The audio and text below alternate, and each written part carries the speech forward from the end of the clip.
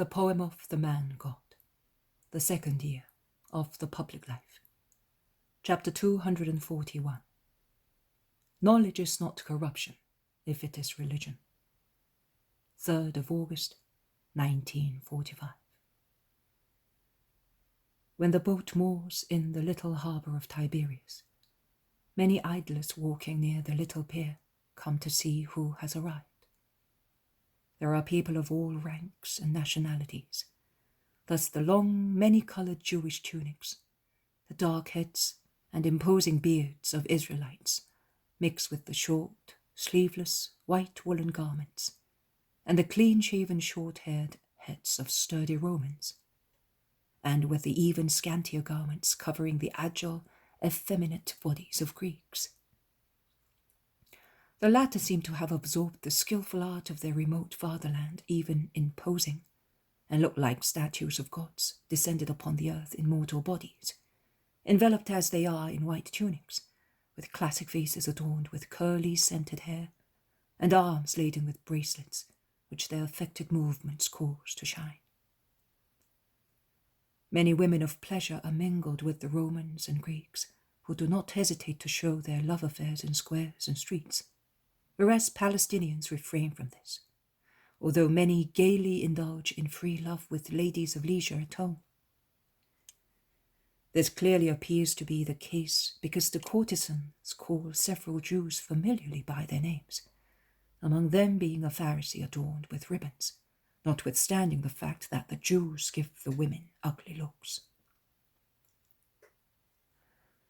Jesus moves towards that part of the town where the more elegant people gather together. These people are mainly Romans and Greeks, with a few courtiers from Herod's, and some rich merchants from the Phoenician coast, presumably from Sidon and Tyre, as they are talking of those towns and emporia and ships. The external porches of the thermal baths are full of such elegant idle people, who kill time discussing petty topics, such as the favourite discobolus, or the most agile and smartest athlete in Greco-Roman wrestling. Or they chatter of fashion and banquets, and make appointments for pleasure trips, inviting to them the most beautiful courtesans, or the perfumed, curly-haired ladies who come out from the thermal baths or other buildings, pouring into this hall-like, artistic, marmoreal centre of Tiberias. The passing group is bound to rise in tense curiosity that becomes really morbid when someone recognizes Jesus, having seen him at Caesarea, and there is also someone who recognizes the Magdalene, although she is completely enveloped in her mantle, with a veil lowered over her forehead and cheeks, so that little of her face can be seen, and she is walking with her head bent. "It's the Nazarene who cured Valerius' daughter," says a Roman. "I would love to see a miracle," another Roman replies to him. "I would like to hear him speak. They say he is a great philosopher. Shall we ask him to speak?" asks Greek. "Don't interfere, Theodate. His head is in the clouds and he talks accordingly. A tragedian would like him for a satire," replies another Greek. "Don't become impatient, Aristobulus. He is apparently descending from the clouds and is discussing sound arguments. See how many lovely young women he has got with him," exclaims a Roman jokingly. "But that is Mary of Magdala," shouts a Greek, who then calls, "Lucius, Cornelius, Titus, look! Mary's over there." "It is not her. Mary, like that? Are you drunk?" "It is Mary, I am telling you. She cannot deceive me, even if she's so disguised." Romans and Greeks crowd around the apostolic group, which is crossing the square adorned with arcades and fountains. Some women join the curious men, and it is a woman who goes almost under Mary's face to see her properly, and is dumbfounded when she sees that it is Mary. She asks her, "What are you doing in this guise?" and laughs mockingly. Mary stops, straightens herself, raises one hand and uncovers her face, throwing her veil back. It is Mary of Magdala, a powerful lady, against whatever is despicable and mistress of her own feelings, who appears. Yes, it is I, she says in her beautiful voice, while her beautiful eyes are flashing. It is I, and I am revealing myself, so that you may not think that I am ashamed of being with these holy people. Oh, Mary, with holy people, come away, do not degrade yourself, exclaims the woman. I have been degraded up till now, but not now. Are you mad? Or is it a whim? She replies. A Roman, winking and joking, says, Come with me, I am more handsome and merrier than that mustached, hired mourner who mortifies life and makes a funeral of it. Life is beautiful, a triumph, a joyful orgy. Come, I will excel everybody in making you happy. And the swarthy young man, whose face is rather handsome, endeavors to touch her. Go away, do not touch me. You spoke the truth. The life you lead is an orgy, and a most shameful one. I loathe it. Oh, but up till recently it was your kind of life, replies the Greek. She is playing the virgin now, sneers a Herodian.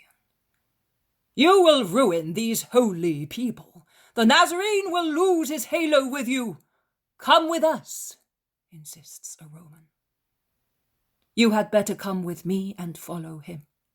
Stop being animals and become at least men. A chorus of laughter and mockery is their reply. Only an elderly Roman says, Respect the woman. She is free to do what she likes. I will defend her. Listen to the demagogue. Did last night's wine upset you? Asks a young man. No, he's hypochondriac because his back is aching, replies another. Go to the Nazarene and ask him to scratch for you. I will go and ask him to scratch off the filth I picked up being with you, replies the elder. Oh, Crispus has become corrupt at the age of 60, says many, laughing, while they form a circle round him. But the man named Crispus is not worried at being scorned, and he begins to walk behind the Magdalene, and they reach Jesus, who has stopped in the shade of a beautiful building, which occupies two sides of the square with porticos and benches. And Jesus has already come to grips with a scribe who reproaches him for being in Tiberias with such company. And why are you here? So far with regard to Tiberias. And I tell you also that there are souls to be saved in Tiberias as well, nay, more here than anywhere else, replies Jesus. They cannot be saved. They are Gentiles, heathens, sinners. I came for sinners, to make the true God known to everybody. To everybody. I came also for you. I do not need masters or redeemers. I am pure and learned. I wish you were learned enough to understand your own condition. And you to know how prejudicial is to you the company of a prostitute. I forgive you also on her behalf. In her humility, she has cancelled her sin. You have doubled yours in your pride. I have no sins. You have the capital one. You are loveless. The scribe says, Raka, and goes away. It is my fault, master, says the Magdalene. And seeing the pale face on the Blessed Virgin, she moans. Forgive me. I am causing your son to be insulted. I will withdraw. No, you shall stay where you are. I want it, says Jesus in an incisive voice. His eyes flash with majesty, and there is such authority emanating from his whole person that it is almost impossible to look at him. He then adds more kindly, stay where you are. If anyone cannot bear being near you, let him go away by himself. And Jesus resumes walking towards the western part of the town. Master! Calls out the stout elderly Roman who defended the Magdalene. Jesus turns round. They call you master, and I call you thus as well. I was anxious to hear you speak. I am part philosopher and part worldly sinner. But perhaps you could make an honest person of me. Jesus stares at him, saying, I am leaving the town where base human animality reigns and mockery is sovereign. And he resumes walking. The man follows him with difficulty and perspiring, because Jesus is striding, and he is bulky and rather old, and weighed down by vices. Peter looks back and tells Jesus, let him walk, do not bother about him. Shortly afterwards, the Iscariot says, but that man is following us, it is not right.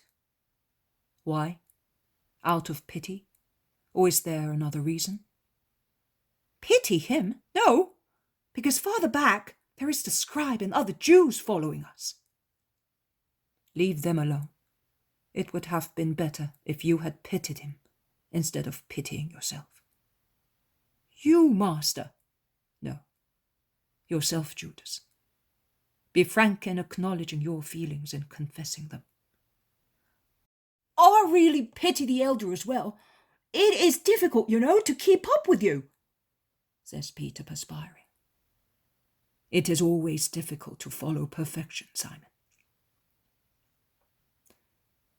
The man follows them without tiring, endeavouring to stay near the women, to whom, however, he does not speak.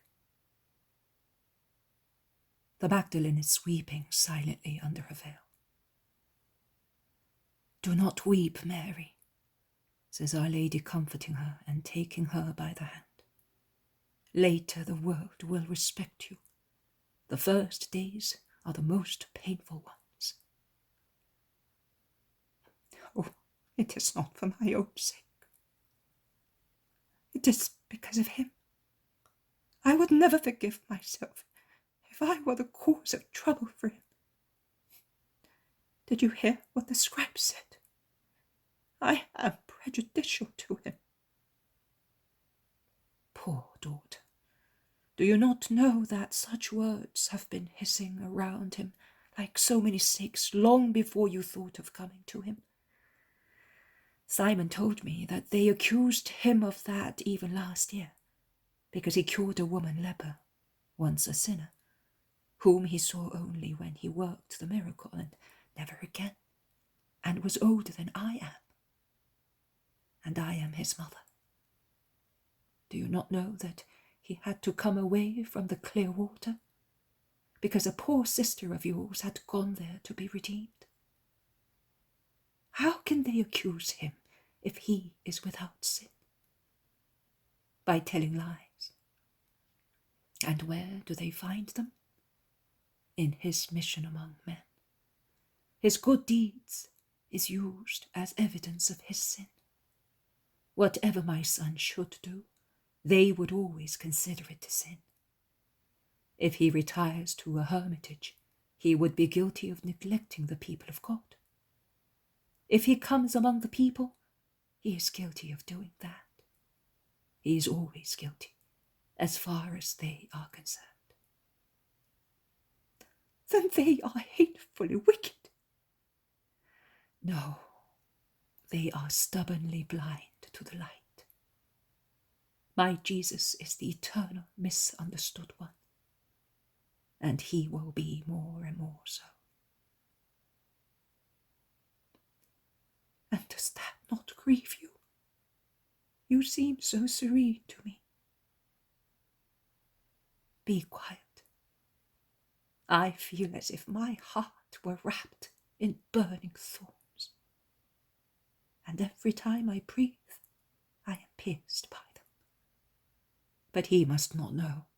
I strive to appear serene in order to support him by my serenity. If his mother does not console him, where is my Jesus going to find comfort? On which breast can he recline his head without being wounded or calumniated by doing so? It is only fair that I, forgetting the thorns that rend my heart and the tears that I drink in my hours of solitude, should lay a soft, loving mantle, a smile, at any cost, to leave him quieter,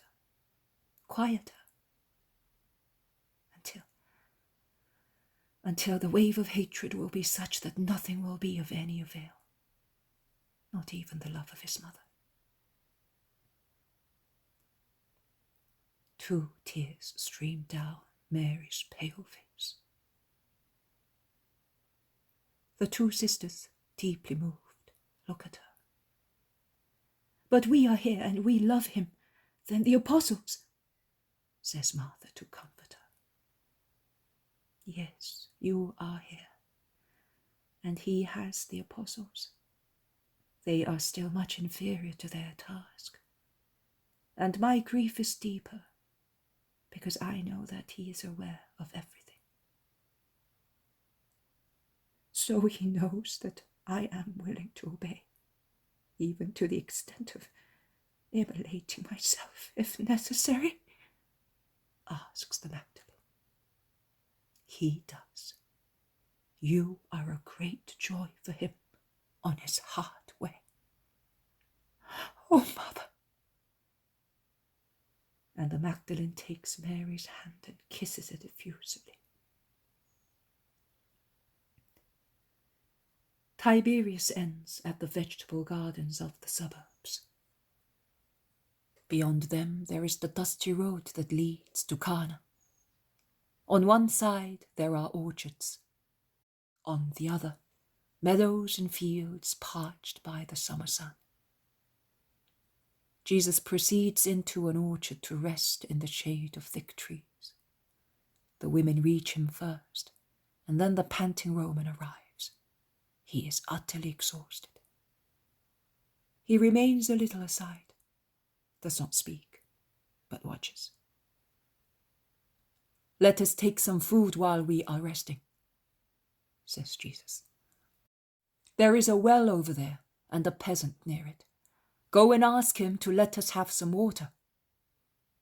John and Thaddeus go. They come back with a pitcher dripping water, followed by the peasant who offers some wonderful figs. May God reward you with good health and a rich harvest. May God protect you. You are the master, are you not? I am. Will you be speaking here? There is no one here wants me to speak. I do, master. I wish it more than I wish water, which is so good when one is thirsty, shouts the Roman. Are you thirsty? Yes, very. I have followed you from town.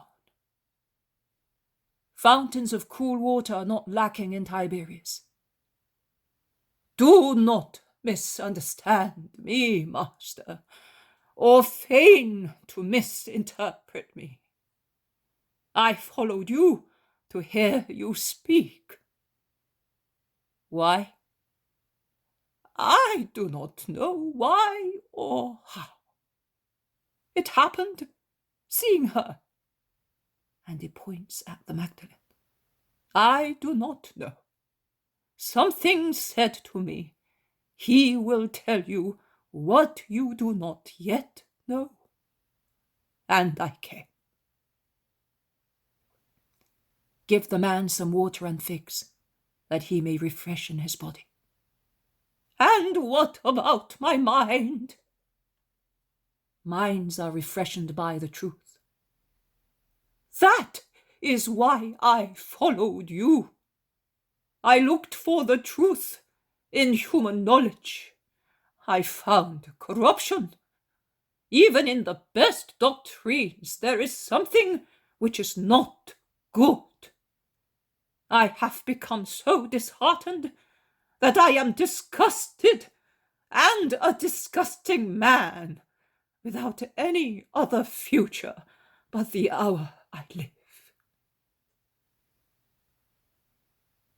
Jesus stares at him while eating the bread and figs that the apostles have brought him. The meal is soon over. Jesus, still sitting, begins to speak as if he were just giving a simple lesson to his apostles. Also, the peasant remains nearby. Many are those who look for the truth throughout their lives without reaching it. They look like fools who are anxious to see, and yet hold bronze blinkers before their eyes, and they grope, searching convulsively, so that they go farther and farther away from the truth, or they hide it by throwing on it various things that their foolish search shifts and causes to fall. Nothing but that can happen to them, because they look for the truth where the truth cannot be. To find the truth, you must join intellect to love, and look at things not only with wise eyes, but with good eyes, because bounty is worth more than wisdom. He who loves will always find a path leading to the truth. To love does not mean to take delight in the flesh or for the flesh. That is not love. It is sensuality.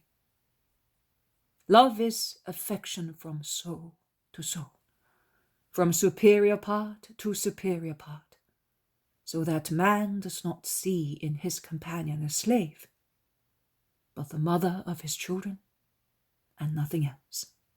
That is, the half that forms with man a whole, capable of procreating life or more lives. That is, the companion who is the mother and sister and daughter of man, who is weaker than a newborn baby, or stronger than a lion, according to circumstances, and who, as mother, sister, and daughter, is to be loved with confident, protective respect.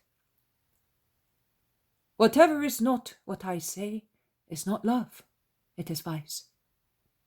It does not lead upwards, but downwards, not to the light, but to darkness, not to the stars, but to filth.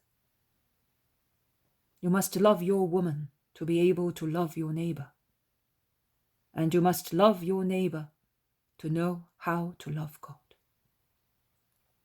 And the way to the truth is found. That is where the truth is, O men who are looking for it. The truth is God. That is where the key to understand knowledge is to be found. The faultless doctrine is God's doctrine.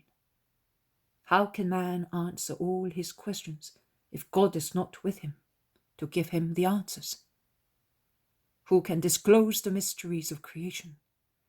Only and simply those mysteries, but our supreme Maker who made creation. Who can understand the living marvel which is man, the being in whom the animal perfection is united to the immortal perfection, which is the soul, whereby we are gods, if our souls are alive, that is free from those actions which would abase a brute, and which, however, man commits, and of which he is proud. O men searching for the truth, I will repeat Job's words to you. If you would learn more, ask the cattle. Seek information from the birds of the air. The creeping things of the earth will give you lessons, and the fishes of the sea will tell you all. Yes, the earth, this verdant flowery earth, the fruit swelling on trees, the proliferating birds, the winds blowing clouds, the sun that for centuries and millennia has risen unerringly. Everything speaks of God. Everything explains God. Everything reveals and discovers God. If science is not based on God, it becomes error and does not evaluate but abases. Knowledge is not corruption if it is religion. He whose knowledge is based on God will not fall, because he is conscious of his dignity and believes in his eternal future. But you must look for the real God, not for phantoms that are not gods, but mere frenzies of men still enveloped in spiritual ignorance, so that there is not even the shadow of wisdom in their religions or the shadow of truth in their faith. Every age is capable of becoming wise. Nay, once again in Job it is written, "At dusk a noonday light will rise for you, and when you think your end has come, you will rise like the morning star. You will be full of confidence because of the hope waiting for you." Goodwill is sufficient to find the truth, which sooner or later will be found. But once it has been found, woe to those who do not follow it, but imitate the obstinate people of Israel, who, although already in possession of the thread to find God, that is everything written in the book about me, will not surrender to the truth. Nay, they hate it, amassing in their minds and hearts the barrenness of hatred and formulae. And they do not know that, because of excessive weight, the earth will open under their steps, which they think are the steps of triumphers, whereas they are the steps of slaves of formalism, of hatred, of selfishness.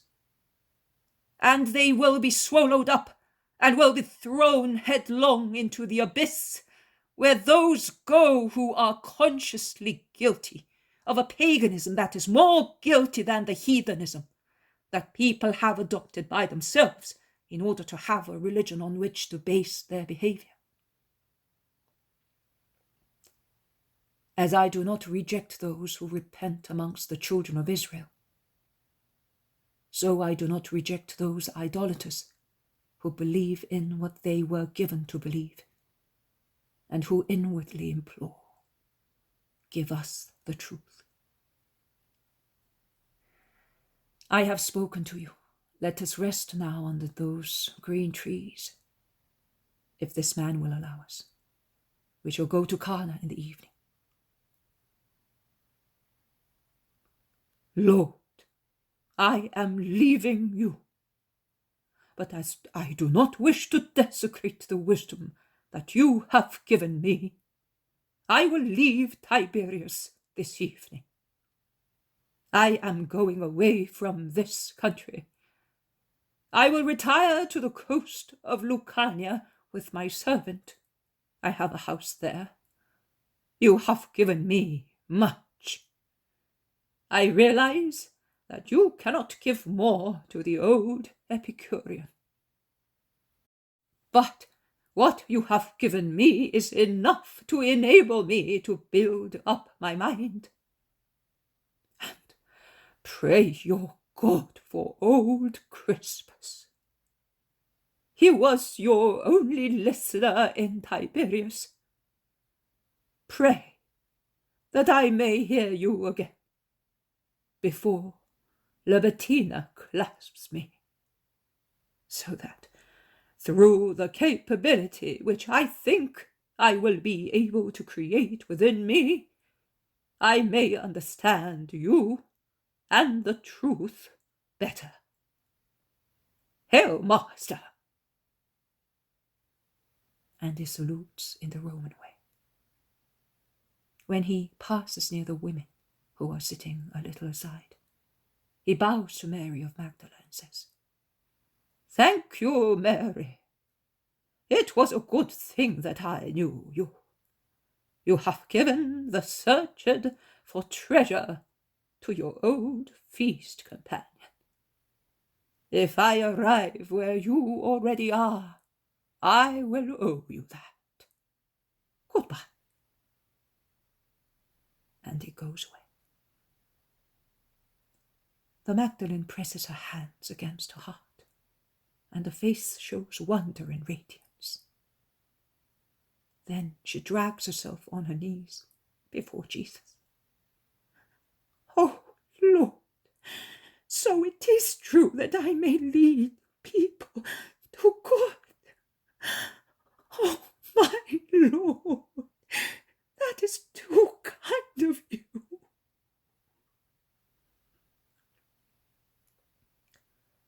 And bending until her face touches the grass, she kisses Jesus' feet and wets them once again with tears, the tears of gratitude of the great lover of Magdala. Footnote number 1. Libitina, ancient Roman goddess of sepulchres, whose name was used by Latin poets as synonymous with death.